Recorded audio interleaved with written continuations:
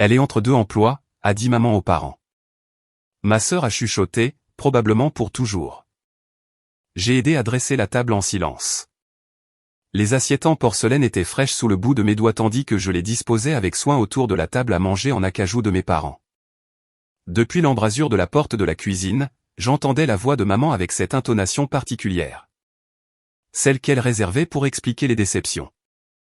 Oui, Rebecca est là, dit maman dans son téléphone, sa voix tombant à ce qu'elle pensait être un murmure, mais qui résonnait parfaitement dans la salle à manger. Elle est entre deux opportunités en ce moment. Vous savez comment est le marché du travail ces jours-ci. J'ai posé la dernière assiette et me suis dirigé vers le tiroir à couverts, laissant le rythme familier de la préparation calmer la tension dans ma poitrine. La réunion annuelle de la famille Dupont. Il y a 3 ans, j'en avais horreur. Il y a 2 ans, j'avais failli ne pas venir. Cette année, j'avais accepté l'inévitable avec une sorte de paix. Entre deux emplois. C'était la voix de ma tante Lydie, vive de curiosité. Pourtant, n'était-elle pas entre deux emplois l'année dernière aussi? C'est compliqué, a dit maman, son malaise palpable même depuis l'autre pièce. L'économie, vous savez, elle est très exigeante sur ce qu'elle veut faire. J'ai plié des serviettes en triangle net. La mémoire musculaire issue de 1000 dîners de famille prenait le dessus. Qu'ils pensent ce qu'ils voulaient. La vérité était si loin au-delà de leur compréhension que l'explication semblait futile. Ma sœur Jessica est entrée en trombe par la porte d'entrée dans un nuage de parfums chers et d'assurance de créateur. Ses talons claquaient sur le parquet avec le rythme assuré de quelqu'un qui n'avait jamais remis en question sa place dans le monde. « Est-ce qu'elle aide vraiment ?» demanda Jessica, sans prendre la peine de baisser la voix, ou simplement en faisant semblant d'être utile. « Jessica, s'il te plaît. » Maman intervint, mais sans véritable reproche. J'ai émergé de la salle à manger avec une pile de plats de service. Jessica m'a jaugé, s'attardant sur mon jean simple et mon pull sans marque avec un dédain à peine dissimulé. « Je vois que tu t'habilles encore comme si tu faisais tes achats dans des friperies, dit-elle en examinant ses ongles manucurés. Certaines choses ne changent jamais. Certaines choses n'ont pas besoin de changer, ai-je répondu calmement, la dépassant pour aller vers la cuisine. Voilà l'esprit d'une sous-performante chronique, m'a lancé Jessica derrière moi. Accepte juste la médiocrité et appelle ça de l'authenticité. Papa est apparu depuis son bureau, déjà en mode réunion, jovial, expansif, prêt à exhiber sa famille réussie aux parents réunis. Son sourire s'est légèrement évanoui en me voyant. Rebecca, c'est bien que tu sois là tôt. Il a marqué une pause, choisissant ses mots avec soin. Écoute, quand les gens te demanderont ce que tu fais ces temps-ci, dis peut-être juste que tu fais du conseil. Ça sonne mieux que rien. Je ne fais rien, papa. Oui. Oui. Tes petits projets. Il a agité la main avec dédain, mais pour ceux qui ne comprennent pas, cela pourrait ressembler à du chômage. Nous ne voulons pas qu'il s'inquiète. Qu'il s'inquiète de quoi? De toi, dit-il doucement, de la manière dont on parlerait à quelqu'un qui n'arriverait pas à saisir des concepts simples. De savoir si tu vas bien, si nous avons échoué en tant que parents, d'une certaine manière. Jessica a ri depuis le salon. Trop tard pour cette question. La sonnette a retenti, signalant l'arrivée des premiers parents. En 30 minutes, la maison s'est remplie du clan Martin, tante, oncle, cousin, et le réseau élargi d'amis de la famille qui me connaissaient depuis l'enfance. Chaque arrivée apportait le même schéma. Salutations chaleureuses, rattrapage du temps perdu, puis la question inévitable. Alors, Rebecca, qu'est-ce que tu deviens ces temps-ci? Et à chaque fois, avant que je puisse répondre, quelqu'un d'autre intervenait. Elle prend un temps pour réfléchir, disait maman. Elle explore encore ses options, ajoutait papa. Entre deux opportunités était devenu l'euphémisme récurrent. Elle s'éclaircit la gorge, je regardais Jessica manœuvrer la pièce comme lors d'un événement de campagne. Sa récente promotion au poste de directrice marketing senior dans une grande entreprise lui servait de pièce maîtresse de conversation. Elle se positionnait près de moi, créant délibérément un contraste. C'est un rôle très exigeant, expliquait Jessica à l'oncle Robert et à la tante Béatrice. Mais voir des campagnes devenir nationales, avoir ce genre d'impact, ça vaut les semaines de 70 heures. Elle m'a lancé un regard. Bien que je suppose que tout le monde n'est pas fait pour ce genre de pression. Rebecca a toujours été plus discrète, dit l'oncle Robert avec diplomatie. C'est un mot pour le dire, murmura Jessica, juste assez fort. Le cousin David nous a rejoints, frais émoulu d'une transaction immobilière majeure. Ce qui compte dans le succès, a-t-il annoncé, c'est d'être prêt à prendre des risques. Trop de gens jouent la sécurité et se demandent pourquoi rien ne se passe. Exactement, approuva Jessica. Certaines personnes ont juste peur des vraies responsabilités. Je me suis excusé pour aller vérifier la nourriture, ignorant le sourire triomphant de Jessica. Dans la cuisine, j'ai trouvé ma tante Lydie et maman en pleine conversation. As-tu pensé à suggérer quelque chose de concret? Disait ma tante Lydie. Même un temps partiel en magasin pour commencer. Ça lui donnerait une structure. Nous avons essayé, dit maman avec lassitude. Elle ne parle que de son travail, mais il ne semble jamais rien en sortir. Je pense qu'elle est peut-être déprimée. Oh, ma chérie. Ma tante Lydie toucha le bras de maman avec sympathie. C'est si difficile. A-t-elle consulté quelqu'un? Elle n'admet pas qu'il y a un problème. Je me suis éclairci la gorge et elles ont toutes deux sursauté légèrement. La pitié dans leurs yeux était pire que le mépris de Jessica. Rebecca, nous discutions de ma crise psychologique apparente. J'ai fini d'ouvrir le four pour vérifier le rôti. J'ai entendu. Nous nous inquiétons pour toi, dit maman, la voix nouée. Ça fait 3 ans que tu as quitté cet emploi, et tu n'as pas ce que vous attendiez, ai-je complété. Je sais. De retour dans le salon, la réunion battait son plein. Jessica avait rassemblé un public pour ce qui allait clairement être une autre performance. Le fait est, disait-elle, qu'à mon poste, je suis en contact avec des gens incroyables. Rien que la semaine dernière, j'ai déjeuné avec un lauréat du Forbes 30 Under 30. Voilà le genre de compagnie que fréquentent les gens qui réussissent. Jessica a toujours été ambitieuse, dit fièrement ma tante Béatrice. Tout le monde n'a pas cette détermination. Certains sont des suiveurs, d'autres des leaders, ajouta le cousin David. Rien de mal à être ordinaire. Je me suis assise en périphérie du groupe, contente de laisser la conversation couler autour de moi. Qu'ils aient leur histoire.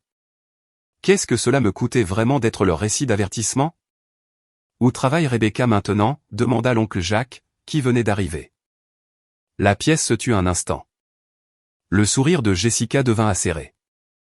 Rebecca est en quelque sorte en congé sabbatique, dit papa prudemment, prenant le temps de réévaluer ses objectifs. Pendant 3 ans. L'oncle Jacques parut sincèrement inquiet. Certaines personnes sont des fleurs tardives, dit Jessica gentiment. Bien qu'à 32 ans, on commence à se demander quand la floraison commencera. Des rires éclatèrent dans le groupe. Pas tout à fait cruel, mais pas tout à fait gentil non plus. Au moins, elle aide pour les événements familiaux, dit maman, essayant de trouver quelque chose de positif. Elle est très douée pour dresser les tables. Plus de rire, plus doux cette fois, mais d'une certaine manière pire par leur sympathie. Le cousin David se pencha en arrière sur sa chaise, se réchauffant sur le sujet.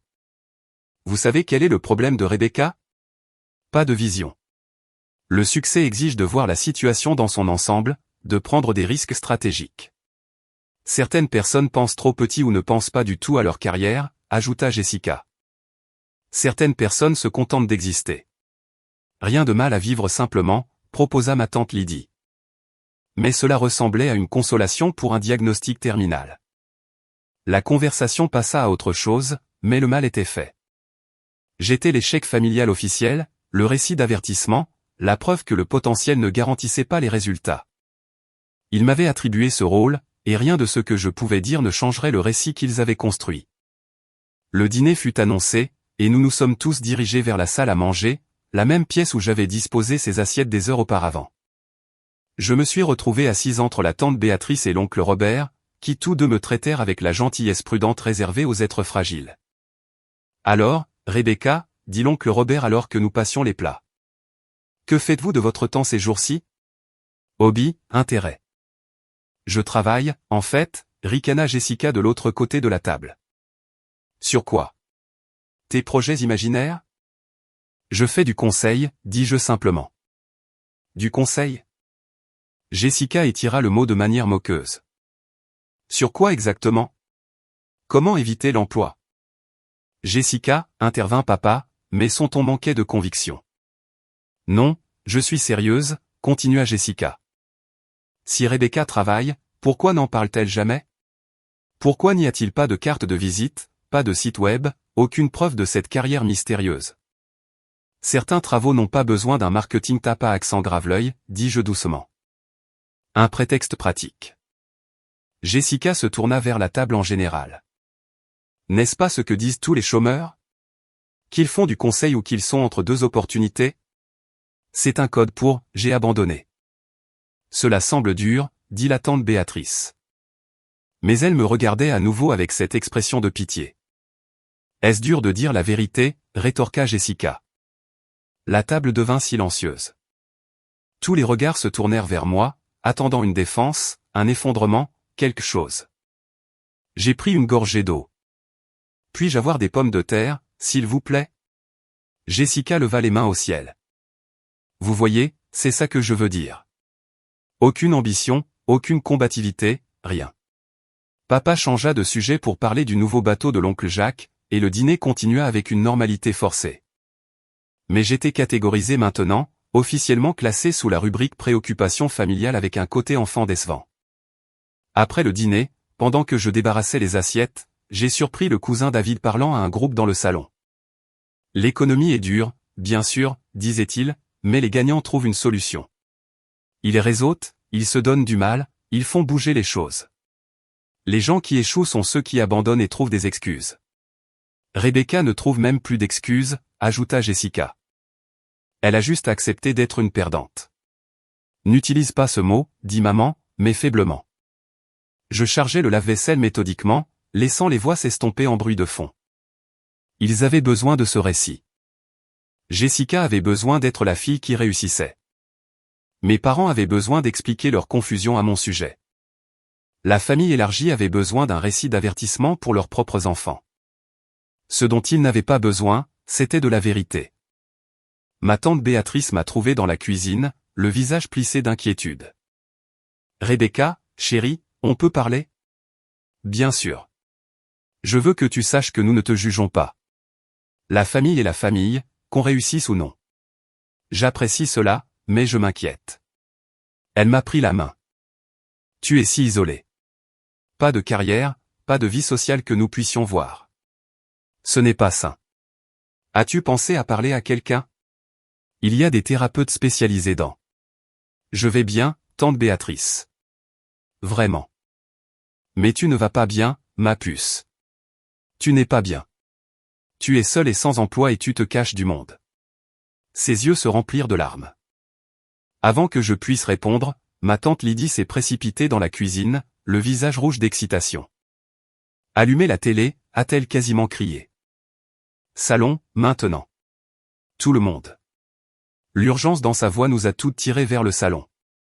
L'oncle Jacques avait déjà allumé la télévision, faisant défiler les chaînes jusqu'à atterrir sur BFM TV. Le bureau de nouvelles familiers est apparu. Et puis mon visage, pas une petite photo, mais une image plein écran de moi debout devant le bâtiment des Nations Unies, flanqué de dirigeants mondiaux et de responsables d'organisations humanitaires.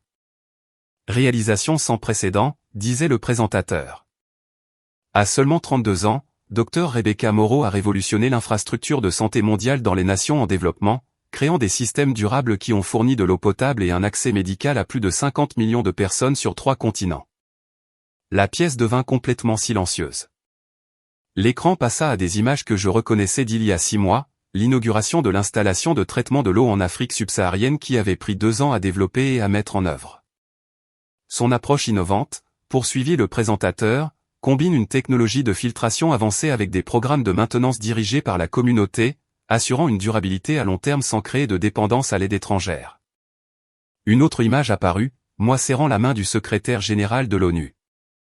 Le travail du docteur Moreau a été salué par l'Organisation mondiale de la santé, l'UNICEF et de nombreuses agences internationales de développement. Sa fondation, opérant selon ce qu'elle appelle une transparence radicale, publie toutes les données financières et les indicateurs de résultats publiquement, établissant une nouvelle norme de responsabilité pour les organisations à but non lucratif. Jessica poussa un petit son étranglé. Le présentateur sourit directement à la caméra. Et aujourd'hui, le Time Magazine a nommé le docteur Rebecca Moreau personnalité de l'année, citant son impact transformationnel sur l'équité mondiale en matière de santé et son modèle révolutionnaire pour un travail humanitaire efficace. L'écran se remplit de la couverture. Mon visage, professionnel est composé sous la bannière « Le moteur du changement ». Comment une femme a révolutionné la santé mondiale. L'oncle Robert trouva sa voix en premier. C'est toi. J'ai hoché la tête calmement, tenant toujours l'assiette que j'étais sur le point de ramener à la cuisine. Le docteur Moreau rejoint une liste prestigieuse, disait le présentateur. Incluant des dirigeants mondiaux, des innovateurs et des militants. Mais ce qui rend sa sélection particulièrement remarquable, c'est l'étendue et la mesurabilité de son impact. Contrairement à de nombreux efforts humanitaires, le travail du docteur Moreau présente des résultats démontrables et traçables qui ont transformé des millions de vies. Le segment passa à un extrait d'interview, un que j'avais donné à contre-cœur à l'insistance du magazine. Je ne fais pas ça pour la reconnaissance, disait mon moi télévisuel. Je le fais parce que l'eau potable et les soins médicaux de base ne devraient pas être des privilèges, mais des droits, et nous avons la technologie et les ressources pour les fournir. Nous devons juste être prêts à résoudre réellement les problèmes au lieu de les gérer. Certains ont critiqué votre approche, la jugeant trop radicale, insista l'intervieweur. Tant mieux, répondit le docteur Moreau à la télé. Si tout le monde est à l'aise avec vos méthodes, vous ne résolvez probablement pas le vrai problème. De retour dans le salon, les nouvelles étaient passées à autre chose, mais personne ne bougea pour changer de chaîne. Ta personnalité de l'année, murmura maman. La personnalité de l'année du Time Magazine. Ce n'est qu'un titre, dis-je en posant l'assiette. Justin. Papa ne put finir sa phrase. Il sortit son téléphone les mains tremblantes, tapant frénétiquement. Il y a des douzaines d'articles. Le New York Times, le Washington Post, BFM. Ils couvrent tous ça. Oh mon Dieu, souffla ma tante Lydie. Rebecca, pourquoi n'as-tu rien dit? Vous n'avez jamais demandé ce que je faisais réellement, répondis-je simplement. Vous avez demandé si j'avais un emploi. Question différente. Le visage de Jessica devint pâle. Tu as travaillé tout ce temps? Oui. Conseil? Comme je l'ai mentionné, je conseille les gouvernements, les ONG et les organisations internationales sur le développement d'infrastructures durables. Le cousin David faisait défiler son téléphone, son expression devenant de plus en plus stupéfaite à chaque seconde. Vous avez un doctorat du MIT, une maîtrise en santé publique de Johns Hopkins. Vous avez publié 17 articles dans des revues à comité de lecture sur l'assainissement de l'eau et la prévention des maladies. 18, corrigez-je doucement. Le plus récent est sorti le mois dernier. Vous avez donné des conférences TED, dit la tante Béatrice, fixant son propre téléphone. Plusieurs conférences TED avec des millions de vues. C'était principalement pour lever des fonds. La fondation a besoin de visibilité pour attirer des donateurs et des partenaires. L'oncle Jacques leva les yeux d'une tablette. Le budget annuel de votre fondation est supérieur au PIB de certains petits pays. Nous essayons d'utiliser les ressources efficacement. Maman pleurait maintenant, bien que je ne sache pas si c'était de fierté ou de choc ou de honte. Rebecca, chérie, pourquoi ne nous as-tu rien dit? J'ai essayé, maman. Vous n'étiez pas intéressée par les détails. Vous vouliez juste savoir si j'avais un vrai travail. Mes personnalités de l'année est une reconnaissance d'un travail déjà accompli, dis-je. Jessica retrouva enfin sa voix. Je t'ai appelé ce soir. Je t'ai dit que tu étais au chômage, une perdante, démotivée. Oui, j'ai entendu. Son visage se décomposa. Rebecca, je suis tellement désolé. Je ne savais pas, je pensais que vous pensiez que j'étais exactement ce que j'apparaissais être de votre perspective limitée, ai-je terminé. Ça va. Vous n'aviez pas tort de penser ce que vous pensiez compte tenu des informations que vous avez choisi de voir. Mais nous aurions dû demander, dit papa, sa voix creuse. Nous aurions dû écouter. Peut-être. J'ai repris l'assiette. Mais je ne faisais pas ça pour votre approbation. Je le faisais parce que 50 millions de personnes avaient besoin d'eau potable plus que moi besoin que vous compreniez mes choix de carrière. La télévision était passée à d'autres nouvelles, mais les téléphones vibraient partout dans la pièce alors que les parents découvraient des articles, des vidéos, des entretiens, des années de travail qui avaient été documentés publiquement pour quiconque voulait bien regarder. Forbes vous classe parmi les 50 philanthropes de moins de 40 ans les plus influents, lut l'oncle Robert. Ils estiment l'impact de votre fondation à plus de 3 milliards de dollars en développement économique. L'effet multiplicateur de l'infrastructure sanitaire est significatif, reconnu je. Ma tante Lydie parcourait des photos sur sa tablette. Vous avez rencontré des présidents, des premiers ministres. Est-ce vous avec le Dalai Lama? Il est venu à l'une de nos inaugurations d'installation en Inde. Homme très gentil. Jessica s'assit lourdement, son téléphone serré dans sa main. J'ai dit à tout le monde, tu étais un échec. J'ai fait de toi la blague de la famille, et tu es leur personnalité de l'année. Ces deux choses ne sont pas liées, dis-je. Ce que vous pensiez de moi ne change pas le travail. Ce que le magazine pense de moi ne change pas le travail non plus. Le travail existe séparément des opinions de chacun à son sujet. Mais j'ai été si cruel, murmura Jessica. Vous avez agi sur la base d'informations incomplètes et de vos propres insécurités, répondis-je. Les gens font ça. Maman s'approcha de moi timidement, comme si j'étais devenue une étrangère. Pourquoi ne nous as-tu pas corrigés? Toutes ces fois où nous t'avons présenté comme étant au chômage. Tous ces regards de pitié. Pourquoi nous as-tu laissé penser cela? Parce que vous corriger aurait nécessité de m'expliquer, et expliquer aurait nécessité du temps et de l'énergie que je préférais consacrer au travail réel. Vos suppositions sur ma vie n'affectaient pas ma vie. Elles affectaient seulement votre compréhension de celle-ci. Pendant tout ce temps, dit papa avec étonnement. Vous avez été l'une des personnes les plus influentes dans la santé mondiale et nous pensions que vous étiez au chômage. Je n'ai jamais été au chômage. J'ai quitté le conseil en entreprise pour créer la fondation. C'était le plan depuis le début. Mais tu ne nous as jamais parlé du plan. J'ai essayé, papa. Il y a 3 ans, quand j'ai donné ma démission, je vous ai dit que je lançais une organisation humanitaire axée sur l'infrastructure. Vous avez dit que je gâchais ma carrière. Maman a pleuré pendant une semaine. Jessica m'a dit que j'étais naïve et stupide. Je l'ai regardé droit dans les yeux calmement, alors j'ai arrêté d'expliquer. J'ai juste fait le travail. La pièce tomba dans un silence inconfortable, uniquement brisé par le bourdonnement continu des téléphones alors que d'autres parents découvraient les nouvelles. Le cousin David s'éclaircit la gorge. J'ai dit des choses ce soir sur le succès et la prise de risque.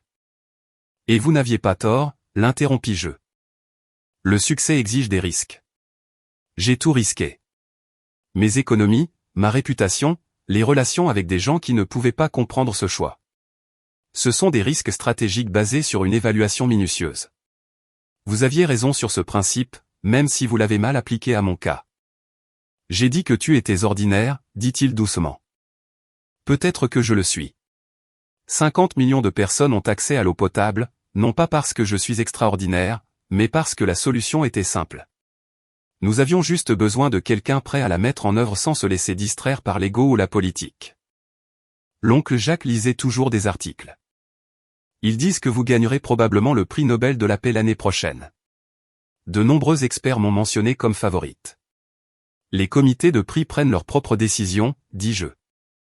Je ne peux pas contrôler ça. Tu ne peux pas contrôler. Jessica rit, avec une pointe légèrement hystérique.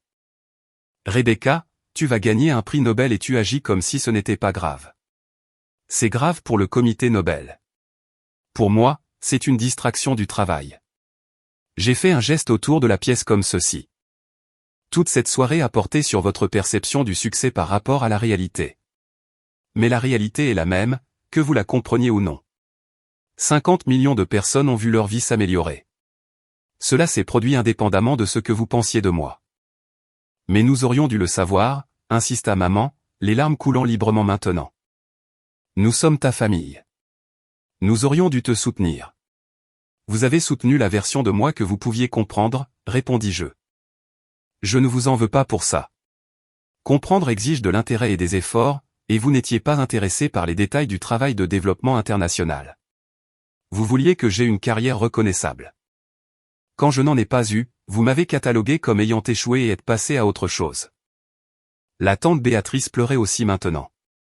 Je t'ai dit de suivre une thérapie. J'ai dit que tu étais déprimé et que tu te cachais du monde. Je me cache du monde, ai-je accepté. De ce monde où le succès se mesure au titre de poste et à la présence sur les réseaux sociaux. Je préfère le monde où le succès se mesure aux analyses de qualité de l'eau et au taux de mortalité infantile. La porte d'entrée s'ouvrit et d'autres parents arrivèrent. Des retardataires qui n'avaient pas assisté au dîner. La tante Lydie leur tendit immédiatement son téléphone. Regardez, Rebecca est la personnalité de l'année. Les nouveaux arrivants vécurent leur propre version de choc et d'incrédulité, ouvrant des articles et des vidéos, essayant de réconcilier la femme tranquille en jean avec le leader humanitaire mondial sur leurs écrans. Oncle Chin, le patriarche de la famille, arriva en dernier. À 83 ans, il avait observé les drames familiaux de plusieurs générations avec un détachement philosophique. Il me regarda, puis les parents assemblés avec leur téléphone, puis la télévision affichant toujours des reportages. « Laissez-moi deviner, dit-il sèchement. Vous avez tous passé la soirée à dire à Rebecca qu'elle était un échec, et maintenant vous avez découvert qu'elle est plus réussie que tout le monde ici réuni. » Oncle Chin, papa commença. Ne commence pas, le vieil homme agita la main avec dédain. Je le voyais venir il y a 3 ans. Rebecca a les yeux de sa grand-mère. Cette femme a reconstruit un village après la guerre avec rien d'autre que de la détermination et de l'intelligence. Je savais que Rebecca ferait quelque chose de similaire. Il s'approcha de moi, son visage buriné se plissant en un sourire. Personnalité de l'année. Ta grand-mère serait fière. Merci, oncle Chin. Bien que je soupçonne que vous ne vous souciez guère du titre. Le titre aide à la collecte de fonds, admis-je. Les donateurs aiment soutenir les organisations primées. Donc, en ce sens, c'est utile. Il rit, un son profond et grondant. Toujours pratique. Oui, très semblable à ta grand-mère. Il se tourna vers la pièce en général. Vous voulez savoir pourquoi vous ne l'avez pas vue? Parce que vous regardiez Rebecca et que vous voyez vos propres définitions du succès. Vous vouliez qu'elle corresponde à votre compréhension de la réussite. Elle a refusé de se rapetisser pour correspondre à votre vision limitée. Nous voulions juste qu'elle soit heureuse, protesta maman faiblement. Elle est heureuse, répondit l'oncle Chin. Elle est juste heureuse de faire des choses que vous n'avez pas valorisées au point de les remarquer. Jessica était restée silencieuse pendant plusieurs minutes, parcourant article après article. Il y a des profils de toi dans toutes les publications majeures. Forbes, Fortune, The Economist. Ils t'appellent tous un visionnaire. Ils m'appellent ceux qui serrent leur récit, dis-je. Je ne suis pas une visionnaire. Je suis une solutionneuse de problèmes qui a résolu un gros problème. Tu as été invité à parler au Forum économique mondial, lut le cousin David. Tu as refusé à plusieurs reprises. Je confirme que ces conférences sont l'endroit où les gens parlent de résoudre des problèmes. Je préfère passer ce temps à les résoudre réellement. Ma tante Lydie s'approcha timidement. Rebecca, je dois m'excuser. J'ai été tellement condescendante, tellement présomptueuse. Vous étiez inquiète, l'interrompis-je. Égarée, mais inquiète. Je ne vous en veux pas. Mais je t'ai traité comme un cas de charité. Tu es un cas de charité, intervint l'oncle Chin. La soirée sombra dans une étrange réception où les parents qui m'avaient méprisé des heures auparavant essayaient maintenant de digérer leur vertige. Certains se sont excusés abondamment. D'autres ont essayé de prétendre qu'ils avaient toujours su que j'étais destiné à la grandeur. Quelques-uns, comme l'oncle Chin, ont simplement accepté la révélation et sont passés à autre chose. Jessica m'a coincé dans la cuisine pendant que je faisais enfin la vaisselle. Je ne sais pas quoi dire, commença-t-elle. Alors ne dis rien, suggérai-je doucement. J'ai bâti toute mon identité autour du fait d'être la fille qui réussit. Et il s'avère que je ne suis même pas proche de ton niveau. Nous ne sommes pas en compétition, Jessica, n'est-ce pas? N'était-ce pas le but de cette soirée? Que je te laisse me ridiculiser, que je laisse tout le monde avoir pitié de moi, et que je révèle ensuite que je suis la personnalité de l'année? Le but de cette soirée, dis-je prudemment, était de dîner en famille. L'annonce du Time Magazine a coïncidé avec la réunion. Je n'ai pas planifié une révélation dramatique.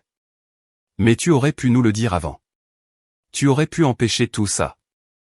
Empêcher quoi? Que vous soyez honnête sur vos opinions? Que tout le monde révèle ce qu'il pensait vraiment de moi. J'ai essuyé une assiette lentement. Ce n'était pas une punition, Jessica. C'était juste la réalité. Vous pensiez que j'étais un échec parce que c'était ce que vous aviez besoin de penser pour vous sentir réussir. Le fait que le magazine me nomme personnalité de l'année ne change pas qui j'ai été ces 3 dernières années.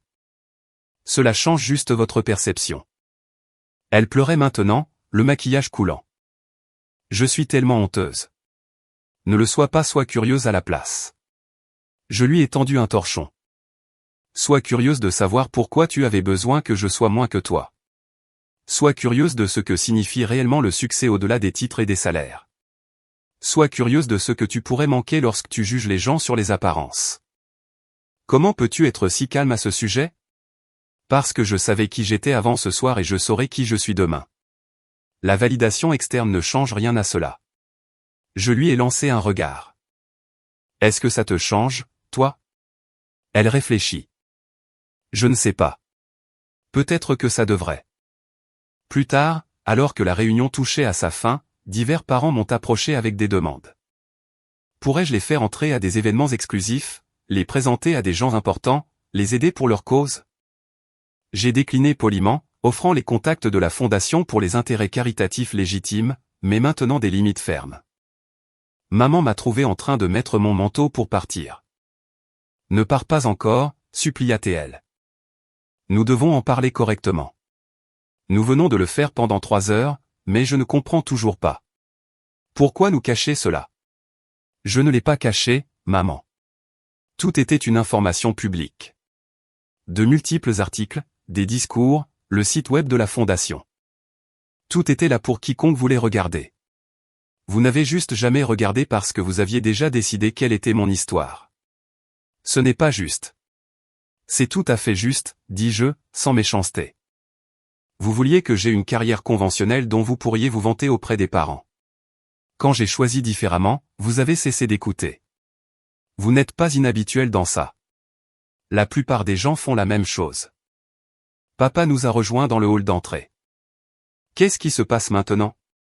Maintenant, je rentre chez moi, je me prépare pour la visioconférence de demain avec le ministère de la Santé kényan, et je continue mon travail. Pareil que d'habitude. Mais tout a changé, insista-t-il. Rien n'a changé, sauf votre prise de conscience. Le travail se faisait avant ce soir. Il se fera après ce soir. Votre compréhension de celui-ci est sans importance pour son existence. C'est dur, Rebecca. C'est honnête. J'ai ouvert la porte. Vous êtes ma famille et je vous aime, mais je ne peux pas vivre ma vie en cherchant votre approbation ou en craignant votre jugement. J'ai essayé ça pendant des années et c'était épuisant. Alors, j'ai arrêté. J'ai choisi le travail plutôt que votre confort. C'était le bon choix pour moi et pour les 50 millions de personnes qui en ont bénéficié. Quand pourrons-nous te revoir? Demanda maman, sa voix petite. Probablement à la prochaine réunion. Sauf s'il y a un anniversaire ou une fête. Mais nous voulons faire partie de ta vie. Vous faites partie de ma vie, dis-je doucement. Vous n'êtes juste pas le centre de celle-ci. Le travail est le centre. Vous pouvez soit l'accepter et interagir avec qui je suis réellement, soit continuer d'être déçu que je ne sois pas celle que vous vouliez que je sois. Dans un cas comme dans l'autre, je vous aimerai toujours et je continuerai mon travail. Je les ai laissés dans l'encadrement de la porte, semblant plus petits d'une certaine manière qu'ils ne l'étaient au début de la soirée. L'oncle Chin m'a rattrapé près de ma voiture. Tu as bien géré ça, dit-il. Est-ce que je l'ai fait? J'ai l'impression d'avoir cassé quelque chose ce soir. Tu as brisé leurs illusions confortables qui avaient besoin d'être brisées. Il me tapota l'épaule. Ta grand-mère disait, les gens qui vous aiment pour qui ils pensent que vous êtes auront du mal lorsqu'ils rencontreront qui vous êtes réellement. Ce soir, ils t'ont rencontré. Donne-leur le temps de s'ajuster. Et s'ils ne s'ajustent pas, alors tu continues d'être qui tu es, et ils continuent d'être qui ils sont, et vous vous aimez de cette distance honnête. Il sourit. Ce n'est pas idéal, mais c'est réel, et le réel est meilleur que le faux. J'ai conduit chez moi dans des rues calmes, mon téléphone vibrant de temps en temps avec des messages de parents, certains s'excusant, d'autres félicitant, certains confus. J'y répondrai éventuellement, en mon propre temps, avec la même honnêteté patiente que j'avais montrée ce soir. Le travail continuerait. Il le faisait toujours. Demain, il y aurait des réunions sur le projet d'assainissement au Bangladesh, des demandes de subventions pour le programme d'accès médical dans l'Inde rurale, et des données de suivi des systèmes d'eau en Éthiopie. Rien de tout cela ne changeait en fonction des couvertures de magazines ou des opinions familiales. Mais cette nuit avait clarifié quelque chose que je soupçonnais depuis des années. La validation des autres était sans importance pour faire un travail significatif. Que ma famille comprenne ou approuve, que les magazines décernent des titres ou que les critiques rejettent les efforts, le travail existait indépendamment de tout ce bruit. 50 millions de personnes avaient accès à l'eau potable parce que j'avais choisi de résoudre un problème plutôt que de gérer les perceptions. Cela resterait vrai que le Time Magazine me nomme personnalité de l'année ou que ma famille pense que je suis au chômage. Le travail était le but. Il l'avait toujours été. Tout le reste n'était que commentaire.